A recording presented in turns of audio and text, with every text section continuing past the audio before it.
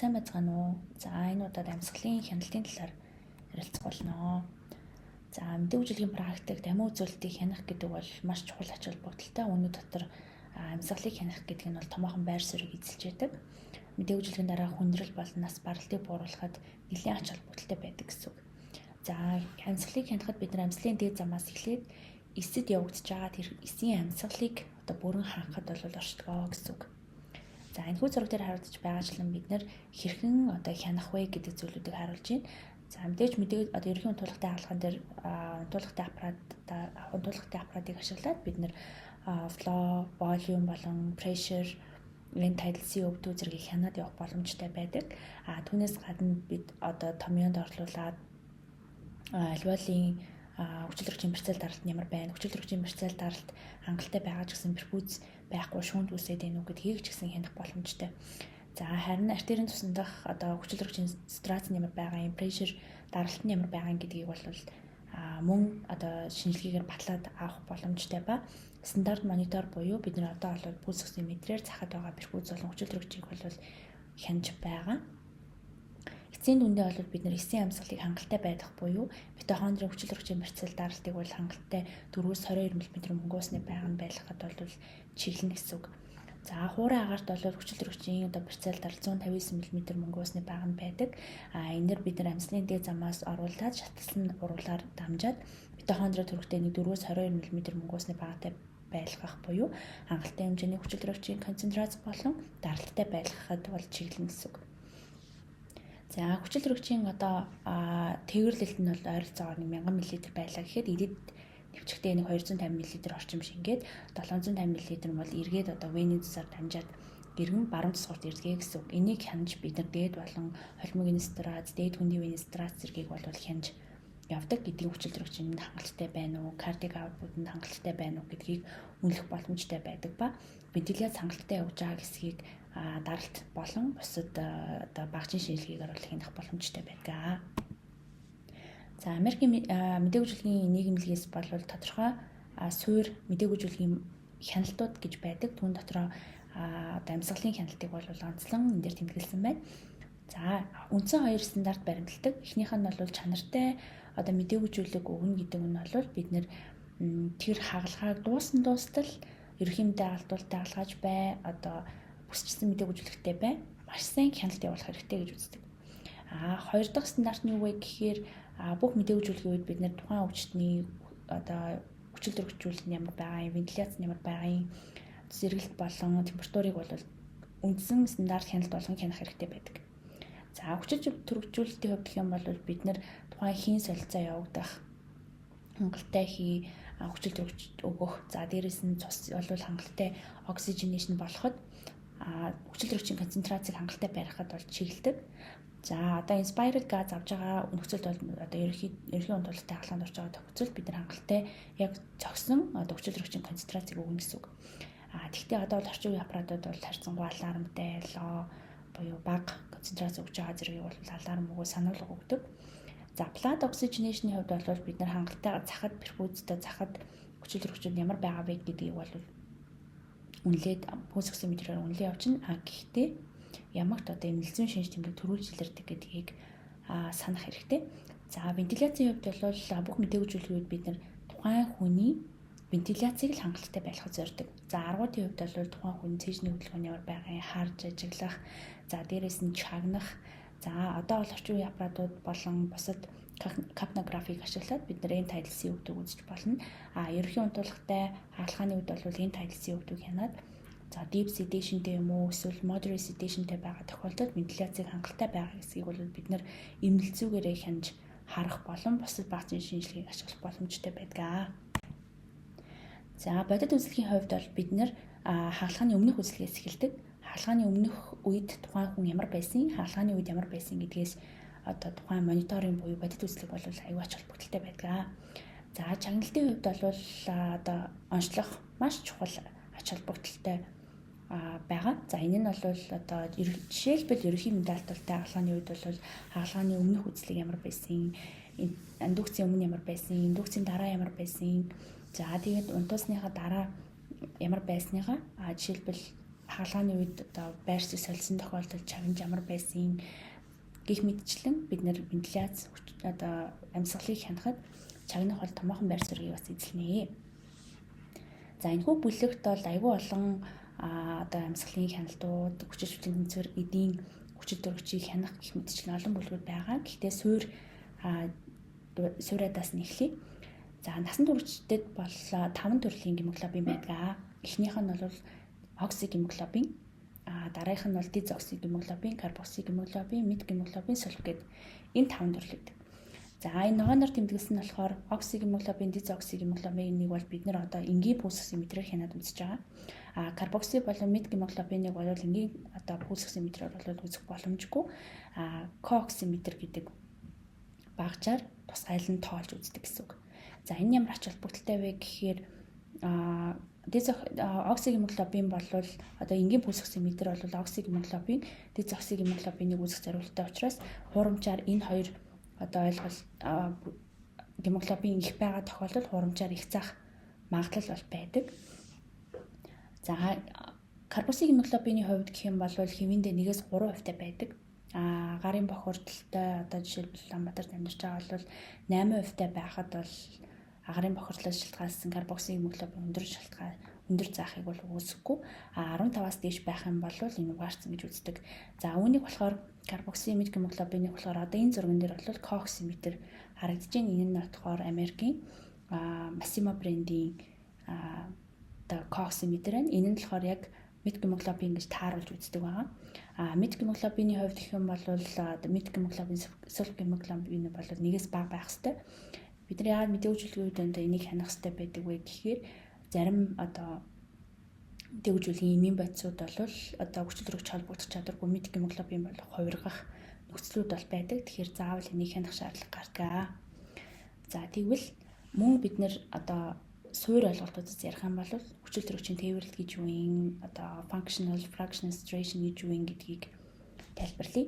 За хүчил төрөгчийн тээвэрлэлт гэдэг нь болохоор бид нар артерийн цуснаа хүчил төрөгчийн тэр агуул хэмжээг кардик аутпутыг үржүүлсэнтэй тэнцүү буюу хэрэг одоо артер хүчил төрөгчийн агуулмж байгаа тэрийг кардик аутпут хэрхэн тээвэрлж байгаа вэ гэдгийг бол үзэж байгаа гэсэн үг. За үүнээс одоо артерийн цуснаа хүчил төрөгчийн агуул хэмжээг тооцохдоо гемоглобиныг 134 рүү үржүүлээд буюу 1 г гемоглобин 134 мл хүчил төрөгч байдаг. За тэгвэл одоо барьцаал даралтыгаа 0.10 мянганы 31 рүү үржүүлдэг. Энэ нь болохоор одоо 1 мм мөнгөөсний баган дээр байгаа 100 мл цуснд 0.10 мянганы 31 одоо нэг хүчил төрөгч агуулж байгаа гэсэн үг. Тэгэхээр энийг үржүүлж бид нар тухайн одоо артерийн цуснд хүчил төрөгчийн агуул хэмжээг тооцож болдгоо. За энэ oxygen saturation-ыг дотор нь үндсэндээ хоёр ангилдаг. Functional болон fractional гэж хоёр ангилдаг. За functional гэдэг нь болохоор оксигемоглобин болон дезоксигемоглобиныг бол оксигемоглобинд харьцуулж гаргаж ирж байгаа. Одоо бид нар энгийн одоо стандарт пульс оксиметрээр бол дандаа энэ functional saturation-ыг бол үзээд байгаа. Яг одоо агсан түвшний мэдээлжүүлгийн хувьд бол бид нар fractional saturation-ыг үзэх хэрэгтэй буюу бүх гемоглобиныг оксигемоглобинаа харьцуулж тооцож гаргаж ирж үзэх хэрэгтэй байдаг. За оксигемоглобин бол хэвэндээ 97.5-аас 98% орчимтай байх ёстой. Дезокси бол 1.5-аас 2% байх ёстой. Тэгэхээр энийг тооцож олохын тулд бид нар ямар багц хэрэглэх вэ гэдэг нь бас чухал гэдэг байх нэ. За энд бол бид нар одоо их номнууд дээр бичигдсэн байдаг оксижен хүчил төрөгчийн диссоциацийн мөрөө байна. За хүчил төрөгчийн диссоциацийн мөрөө бол үндсэндээ тодорхой нэг даралтан дээр хүчил төрөгчийн хяналт хэрэг байгаа вэ гэдгийг тодорхойлж харж байгаа. Энгийн хэвийн үедээ болвол нэг pH нь 7.4-тэй, температур нь 37-тэй, ямар нэгэн суурийн илүүдэлгүй байгаа нөхцөлд энэ сигмоид хэлбэртэй байдаг. Энэ сигмоид хэлбэр нь бол positive cooperativity гэдэг энэ эерэг одоо үйлчлэл гэдэг одоо үйлчлэлийн улмаас энэ сигмоид хэлбэртэй байдаг байгаа. За оксижен одоо энэ хүчил төрөгчийн диссоциацийн мөрөө болохоор тодорхой үндсэн 3 цэгтэй байдаг. Эхнийх нь бол arterial point гэж байгаа. Энэ бол одоо 100 мм мөнгөөсний баган дээр байгаа. Хүчил төрөгчийн сатурац нь 97.5-аас 98 орчим. Харин холимог эний одоо point нь болохоор бид нэр 40 мм мөнгөсний баган дээр 75% орчим одоо страц бол хангалттай байдгаа гэсэн үг. За үүнээс P50 гэдэг ойлголтойгоо за P50 гэдэг бол тухайн одоо энэ диссоциацийн морийн баруун зүүн шилжих үндсэн одоо нөхцөлийг одоо үндсэн point болж өгдөг. За P50 гэдэг нь юу вэ гэхээр тухайн уурагдах тодорхой цуснд байгаа тэр уураг хүчил төрөгчөөр 50%-аар хангагдах тэр уургийг хэлж байгаа. Тэр нь бол одоо ихний тохиолдолд гемоглобин байдаг учраас гемоглобин 50%-аар одоо хүчил төрөгчөөр хангах тэр нь одоо 26 одоо 50% гэхэд энд сатурашны 50-аар харахад даралт нь бол 26.6 мм мөнгөсний багантай байдгаа гэсэн. Тэгэхээр энэ point нь баруун тишээ шилжиж гэнэ үү, зүүн тишээ шилжиж гэнэ үү гэдгээс хамаарат зүүнний шилжилт, барууны шилжилтгээ явуулчих тийм байна. Тэгэхээр энэ нь болохоор одоо барууны шилжилттэй байлаа гэж үзэхэд тухайн одоо гемоглобин хүчил төрөгчтэй холбогдох чадвар нь буураад эдэд хүчил төрөгчөө шилжих нөхцөл нь бол бүрдэж өгдөг гэсэн. Тэгэхээр эдгээр нөхцлүүдэд бол баруун тишээ шилждэг, эдгээр нөхцлүүдэд зүүн тишээ шилждэг гэсэн. Тэгэхээр тухайн хүний биеийн одоо байдал нь ямар байгаагаас шалтгаалаад зүүнний шилжилт, барууны шилжилт явагдаад хүчил төрөгч хангалттай очиж байгаа юу, үгүй юу, эдэд очиж байгаа юу, эсвэл эргээд одоо баруун цэцгүүд ирж байгаа юу гэдгийг хянах боломжтой байдаг. За одоо бол хэрэгжилж байгаа одоо пульс оксиметрийн үндсэн ойлголтыг яриа. Энэ болохоор үндсэндээ пульс оксиметрийн үндсэн ойлголтод гэрлийг шингээж авах одоо гэрэл нэвтрэх. За тэгээд гэрлийг шингээж авах буюу фотодетектор гэсэн үндсэн бүтцүүд тийм. Энэ нь Бир-Ламбертийн юм хуулиар бол тайлбарлагддаг. Энэ нь болохоор тодорхой нэг одоо гэрэл тодорхой шилжээд тэнд очиод фотодетекторээр хүлээж авч байгаа энэ ойлголтыг бол хэлж байгаа. За улаан гэрэл нь бол ойролцоогоор нэг 660 нанометр байхад хэд улаан туяа нь бол 940 байдаг. За тэгэхээр тухайн одоо гемоглобин нь амид гемоглобин, оксигемоглобин байна уу, эсвэл карбоксигемоглобин байна уу гэдгээс ялгаатайгаар шингэлт бол авдаг гэсэн үг. За энэ томьёон дээр болохоор логарифмд шилжүүлээд тухайн одоо гемоглобины тэр зай дээрээс нь концентрат тайрцуулж гаргаж ирдэг байна. За энэ бол одоо өдөр тутамдаа non-invasive байдлаар үзэж байгаа пульс оксиметр бол түрүү хэлсэнчлэн үйл ажиллагааны буюу functional saturation-ыг бол үздэг. За тэгтээ одоо гэрлэг детектороор ингээд шилжээд авч байгаа тэрийг болохоор ratio-гоор тодорхойлж гаргаж ирээд одоо энд болохоор зэрэг пульсацтай юм артериал цусыг болон бусад эдийг шингээж хоёр ялгаатай шингээж авдаг. Тэрийг нь бол 660 болон 940-тэй харьцуулж гаргаж ирээд ratio байдлаар бид нар бол одоо томьёогоор тоо байдлаар бол харж байгаа гэсэн. За тэгээд тухайн одоо энэ пульс оксиметрийг ашиглан одоо үндсэн суур монитор болгох нь бол 1986 оноос хийж эхэлсэн юм байна. За энэ дээр түрүү зурагч дээр харагдаж байгаачлан карбоксигемоглобин бол 660-ыг одоо гэрлийг ингээ шингээж авах чадвартай байдаг. Тэгэнгүүт энэ бол оксигемоглобинтэй адилхан гэсэн үг. Тэгэхээр хуурамчаар одоо карбоксигемоглобин болон оксигемоглобиныг хоёулангийн хараад тэгээд оксигемоглобин гэж андуурагдах магадaltaй байдаг гэж үздэг. Гэтэл метгемоглобин бол хоёулангийн шингээж авах чадвартай, метгемоглобин хоёулангийн шингээж авах чадвартай учраас хуурамчаар эерэг гарах магадлал байдаг учраас бид нэр кооксиметр гэдэг тусгай багцыг бол хэрэглэдэг байна. За мөн одоо энэ пульс оксиметрээр бид нэр юу харж болох вэ гэхээр шингэний хариу оруулыг харах боломжтой байдаг.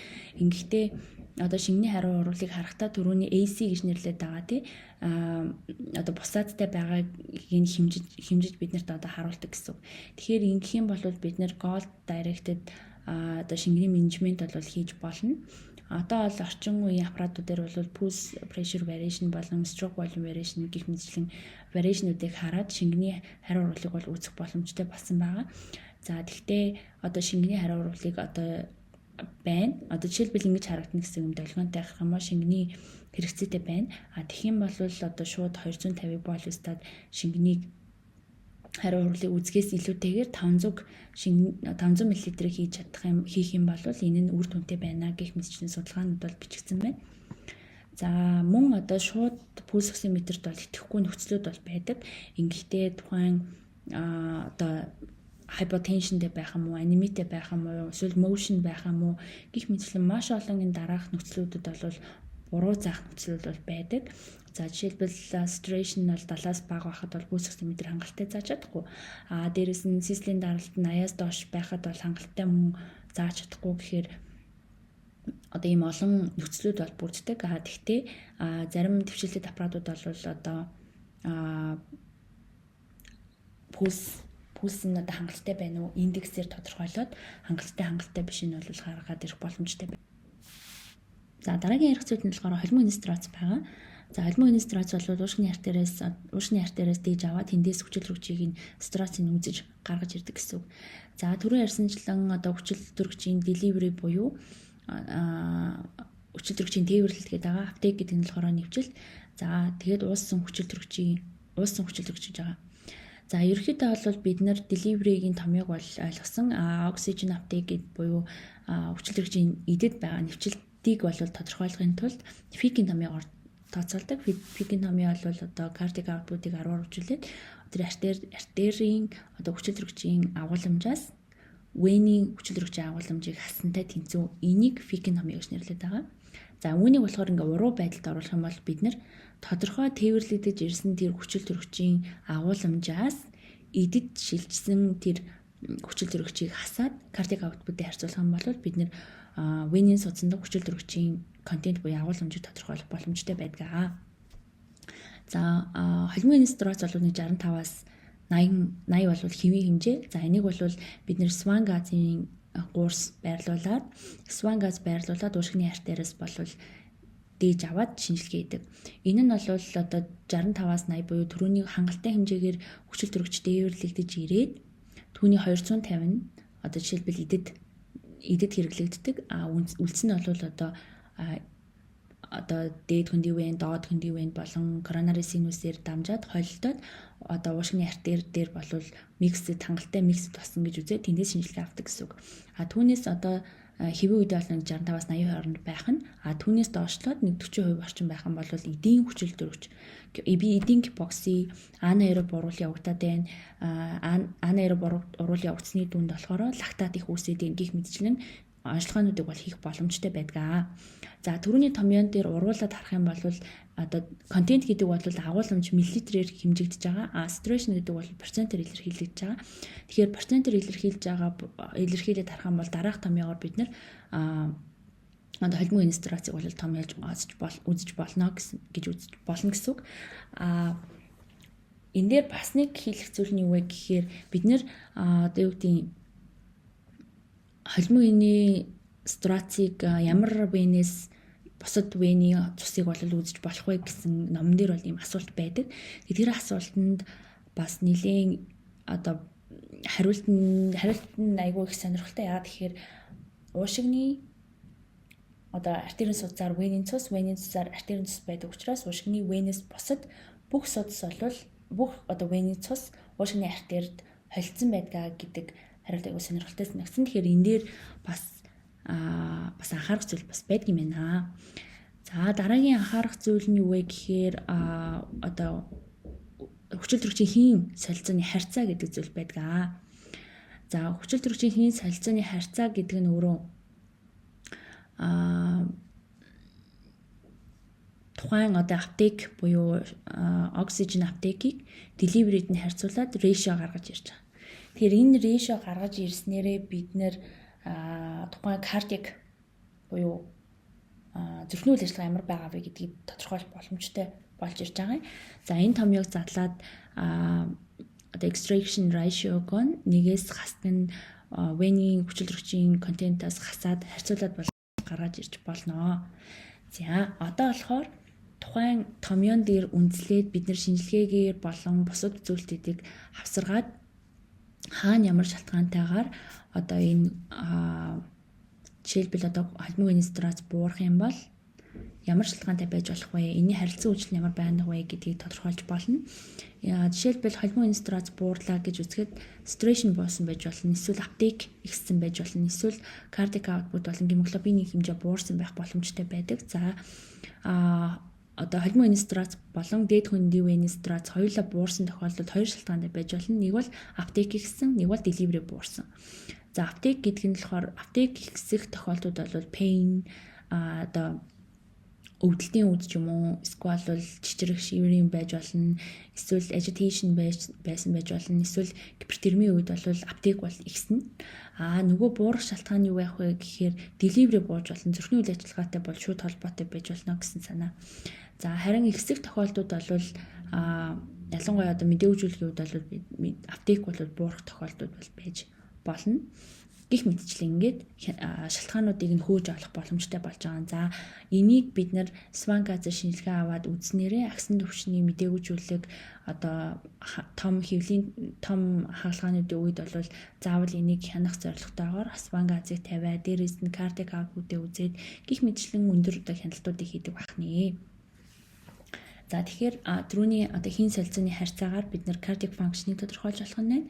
За зарим тохиолдолд одоо хүнд Swan-Ganz бол тавихад маш олон хүндрэлийг дагуулж идэг. За тийм тохиолдолд бол дээд хөндийн вений стрессаар бол тодорхойлдог багаж төхөөрөмжүүд бол зөндөө байдаг. Холимын стрессаас бол дээд хөндийн вений стресс 2-5% бол бага байдаг.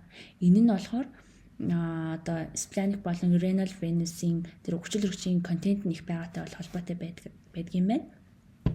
За дээрэс нь зөвхөн хүчил төрөгчийн одоо стресс болон хүчил төрөгчийн агуулмжаар хэмждэг зүйлүүд бол хязгаарлагдмал. За дээрэс нь бид нүүрс хүчлийнхийн барьцаал даралтаар бол хангалттай одоо cardiac output-ийн хангалттай байгаа эсхийг бол тодорхойлох боломжтой байдаг юм байна. За